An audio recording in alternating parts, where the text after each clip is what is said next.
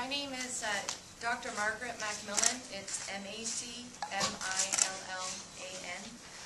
I'm a pediatric blood and marrow transplant physician at the University of Minnesota, and one of my areas of specialty is dealing with children with Fanconi anemia. First, I would like to thank Candy and Jimbo for choosing the University of Minnesota and the University of Minnesota Amtach Children's Hospital to partner in the care of their son, Ethan. While the University of Minnesota has a team of researchers and physicians with decades of experience in Fanconi anemia, our relationship with the Fisher family is just beginning. I am honored to be a member of the passionate and committed Fisher team as they travel this journey with Ethan. What I'd like to do now is just give you an idea of what Fanconi anemia is, the challenges that we face, and the obstacles indeed that we've overcome. Fanconi anemia is an inherited type of anemia, meaning you're born with it. But most children don't know that they have it until they're on average of 7 years of age. Often it's very much later than that. What happens is the bone marrow starts to fail and does not support the blood cells enough, so eventually the blood counts fall. All patients with Fanconi anemia eventually need a bone marrow transplant. The timing of that is unique to each individual. On average, patients come for a bone marrow transplant if they have Fanconi anemia at 11 years of age. The other issues with Fanconi anemia is, unfortunately, the children have an extraordinarily high risk of cancers. This is leukemia, which is cancer of the marrow, but also other forms of cancer. And this risk continues even if a child has had a bone marrow transplant, unfortunately. Children with Fanconi anemia can also have a host of other medical issues, and again, this is an individual, it's on an individual basis. One of the things a lot of children have are physical deformities that you can notice when you look at them, but not all children have that. At the University of Minnesota, there's a team of researchers and physicians that have been focusing on improving the outcomes of all different aspects of Fanconi anemia. Over the last 20 years, we've made incredible strides with research, but we have a long way to go. One of our focuses has been trying to make transplant more successful and safe. 15 years ago, if a child came to us with Fanconi anemia and needed an unrelated donor transplant, their chance of survival was 30%. Today, it's 80%. However, our goal is nothing short of 100% survival. We also need to make transplants safer. We also need to decrease the risk of cancer later on. And finally, we have to find alternative treatments besides transplants for these children. To do this, we need to have money to do the research. One of the difficulties with Fanconi anemia is it's rare. It affects 1 in 300,000 children. So federal funding is difficult to obtain. With your help and the help of other people that will help raise money, we can get more people focused on Fanconi anemia. One of the things we often need to do for federal funding is have preliminary data. And then eventually we can get federal funding. But to get the preliminary data, we need initial funding to get that done. A lot of researchers are very interested in Fanconi anemia because scientifically it's a fascinating disease. But with lack of funding, they might only put 10 or 20% of their efforts towards research. If we can give them money and make it so that 100% of their effort is towards Fanconi anemia, we can change the face of Fanconi anemia faster. Money makes research happen faster. We don't have time to wait. We need to make that change now. That's why we need money raised. At the University of Minnesota, I'm the clinical director of the Fanconi anemia research. But as I said, there's a team of us working on it. There's basic science researchers, and there's a lot of us trying to translate that basic science to the bedside. What we've learned in the basic science, quickly bring that so it improves the lives of these children. We've done a first of many things with Fanconi anemia at the University of Minnesota. We were the first group to use cord blood as a means of having a patient go through transplant, first for Fanconi anemia in the United States. We were the first at manipulating adult stem cells so the complications of transplant were less in Fanconi anemia. We were the first to use a drug called fludarabine to help with the outcomes after transplant for patients with Fanconi anemia.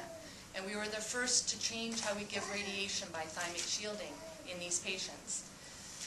The message is, with research, we've become the first in many more aspects of Fanconi anemia and really increase that survival to 100%. Again, that is our goal. We also want to make it that all the complications after transplant don't occur and the risk for cancer is greatly, greatly reduced. One of the other things about Fanconi anemia that's very interesting scientifically, but I also think for people who are thinking, how is this going to affect me, perhaps? A lot of what we learn in Fanconi anemia research translates into other areas of medicine: cancer, diabetes, how to deal with breast cancer. One of the Fanconi anemia genes indeed can cause breast cancer if you're a carrier. So interestingly, a lot of scientists are fascinated by Fanconi anemia, but again, need to have funding to focus our efforts on it and make a change. Thank you.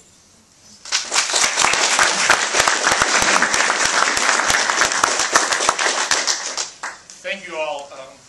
On behalf of the Florida State University, Dr. Barron, the staff, faculty, everybody, the Seminole family, we really, really thank you for being here today. You know, this is a difficult time for the Fisher family, but it is a family, and we're all family. And that's what we do every day, is we take care of each other. Today you've been told there's many different ways you can reach out to help this cause. There's many different ways, and I hope that everybody will do that and make people aware that they can be involved and they can help us find a cure, because that's what it's all about. There's a lot of great things that happen at Florida State University, and see what it would be that we were responsible for curing this disease. Thank you for all of your support. Thank you to continue to make people aware. Give what you can. Thank you, and Kerwin, I'll pass it back to you. Thank you.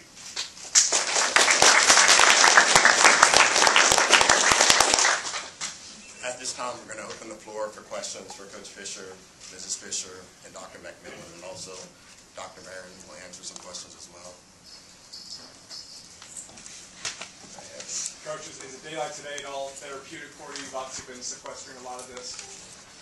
It is, because, and again, the professionalism y'all have had with it, and y'all, some of y'all have known, and I know that, and I appreciate that. But it is because, you know, we can do two things. We tell our players this all the time. We can stick our head in the sand and not take care of the problem, or we can address it. And we're going to address it.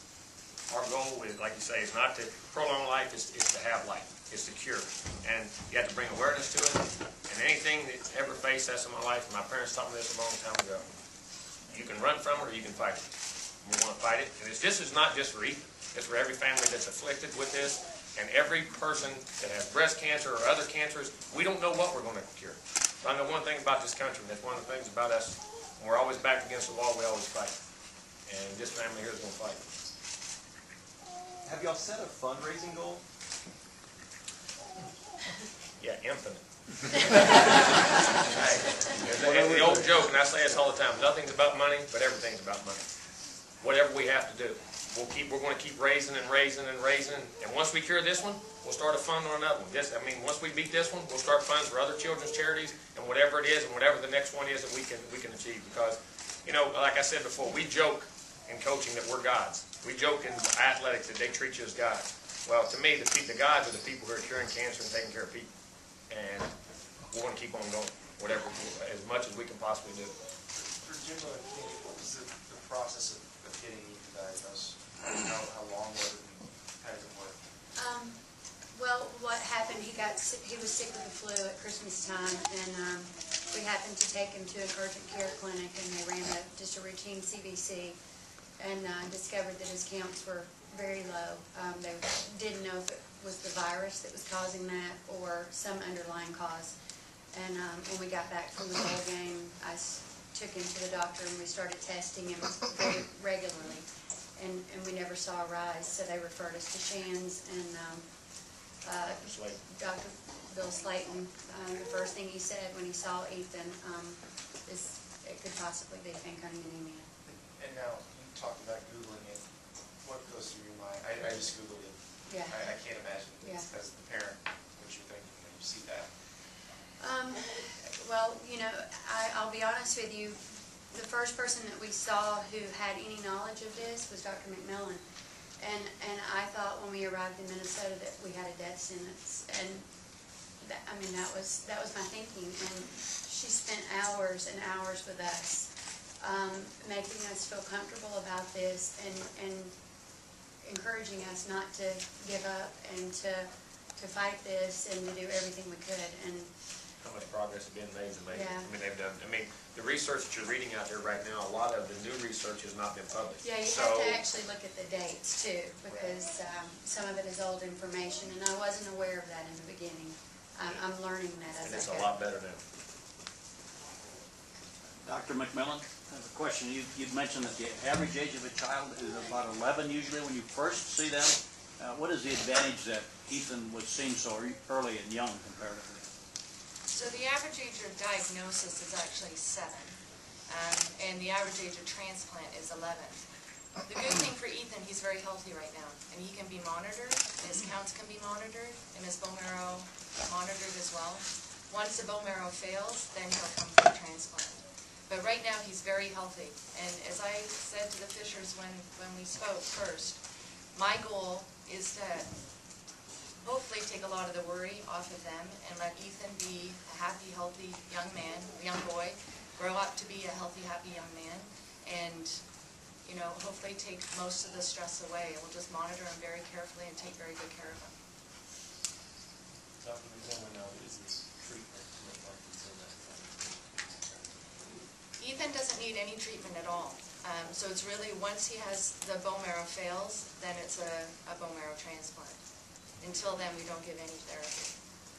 There have been a lot of efforts trying to find other ways of dealing with bone marrow failure and Fanconi anemia, because ultimately it'd be nice to find a treatment that is not, doesn't entail a transplant, but to date, nothing has worked.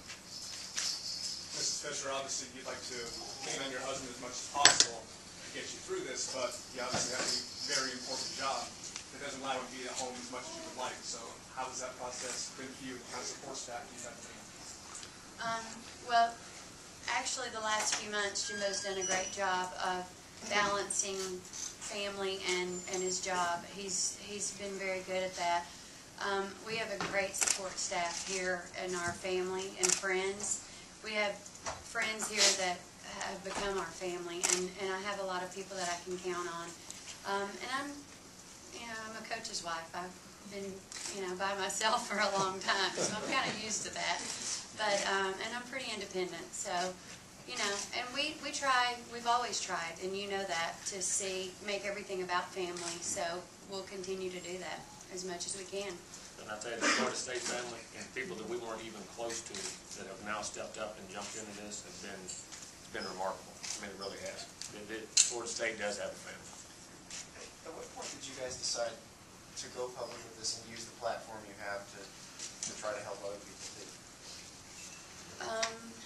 After the first couple, we decided probably after the first 2 or 3 months, after we got our hands around what it is and how to do it, and we said, in talking with other people who have it and other things that go on that have happened, and like I said, we can stick our head in the sand and hope, or we can try to make something happen. And I couldn't live myself, and she couldn't either, if we didn't do everything possible. I mean, a parent, you're the ultimate protector of your children, and that's what you do.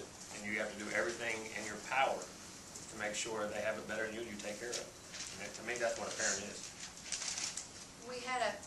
It was a very controversial thing for us because we didn't want Ethan to be the poster child for anything. We wanted him to be just a normal, everyday kid. And the pressures of having a dad as high profile as Jimbo is already are pretty, that's a pretty tough thing for a kid to deal with anyway. But at the same time, I have to believe, and to reconcile this, I have to believe that God gave us this for a reason. And if there are people out there who have this disease who don't have a voice and don't have an audience, and I felt like that's something that we did have. We could bring that to the table. And if we can bring awareness that will help other people as well as Ethan, then we wouldn't be doing what we should be doing. Question over here. Dr. McMillan, could you talk about the challenges of finding matches, and Candy talked about people needing to get in the registry. Can you talk about that? Sure. The first source we look for in a match is a brother or sister. And in this case, Trey is not a suitable match for Ethan. One of the unique things with Fanconi anemia or any genetic disease is a brother and sister may be a match, but they themselves might have the disease, so they certainly wouldn't be a suitable match. So for the vast majority of Fanconi anemia patients and many other patients in the world that need a transplant, they need an unrelated donor transplant. And the sources for that are either a volunteer who's an adult who's willing to give their bone marrow, or cord blood, which is when after a baby is born, the cord blood is taken from the placenta. In all cases of patients, it does depend on their ethnic background, the ability to find a suitable match. And certainly, as Candy and Jimbo had mentioned, more donors are always needed. And it's just a matter of going to bethematch.org, and it's just a swab of the inside of the cheek. So there's always a need for more donors. Dr. Camille, with Jimbo's obviously popularity, what could this do for his platform? What could it do for the advancement of the cure for this disease? An incredible amount. First of all, raising awareness of what the disease is. Although somewhat frustrating for them about how long it took, I must say that, I think Ethan was diagnosed quickly compared to a lot of other children I've seen with Fanconi anemia. Even the typical pediatrician probably only sees maybe one case in their entire career. The difficulty is often the children are misdiagnosed and treated in a form that doesn't make sense for a child with Fanconi anemia.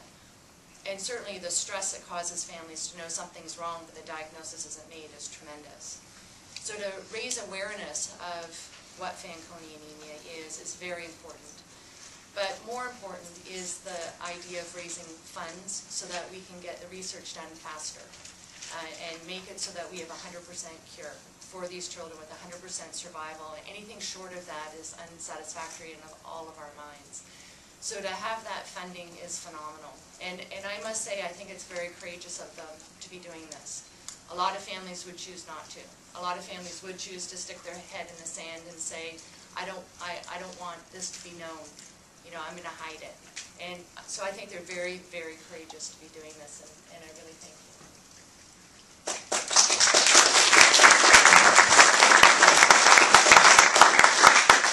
We have time for another couple of questions. Dr. Barron is also available for questions. Sorry, no. Your boys are obviously very young. How have they been acting at home, and how much do you feel that they truly understand all this? If you go upstairs and watch, I'm talking mess right now. But no, they have handled it. As I say, kids are resilient. Kids are amazing. Kids are more resilient than we are as grown-ups. I mean, they really are.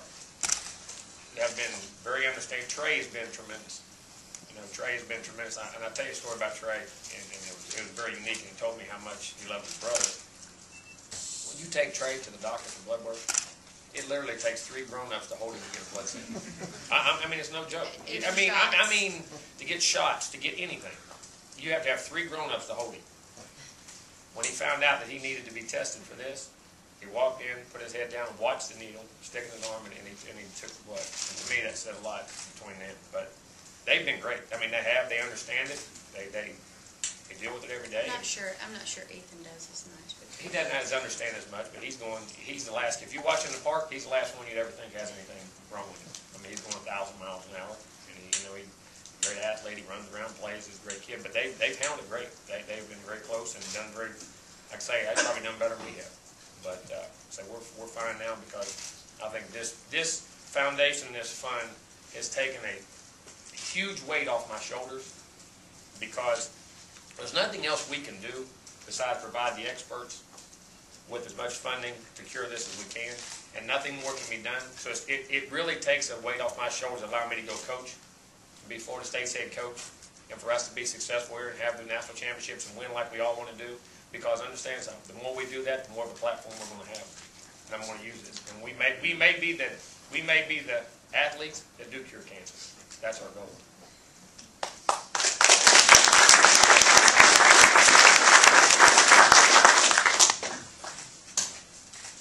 Any more questions? I'd like to ask Candy, just kind of connect the dots a little bit. You said the original diagnosis was here in town, then you went to Shands, and was it Shands referred you to the university? Just trying to figure out how this all got up to Minneapolis. Actually, Shands is the one, that's the hospital that made the diagnosis. And then in our research, we found several hospitals in the country that deal with this disease, but none as much as University of Minnesota. And when we went there, we saw a couple of different places, but we knew University of Minnesota was where we wanted to be. Their success rate is incredible.